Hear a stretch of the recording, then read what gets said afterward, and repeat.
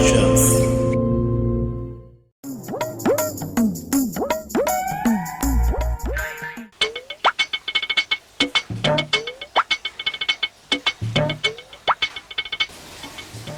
මහත්තයා එන්න එල්ල වාඩින්.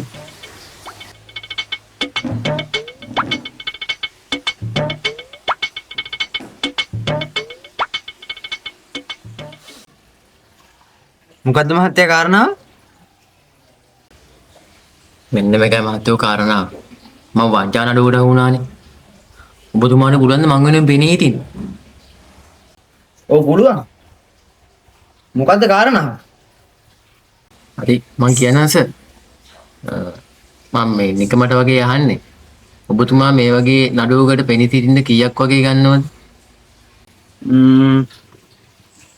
ඒක ඉතින් නඩුව යන විදිය බලලා තමයි.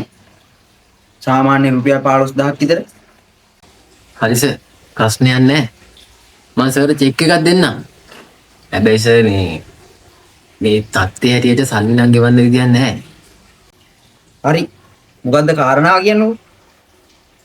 මෙන්න මේකයි සර් කාරණාව. මං වෙන අයගේ account වලින් සල්ලි ගන්න හොර චෙක් වගේ හැදුවා. ඊට එක මාට්ටු උනානේ. සර්ට පුළුවන් ද මේ මොකක් හරි කරලා දෙන්න? මොනවා? අපිට තා වැඩ දිනෝ යනවා යන්න. එලා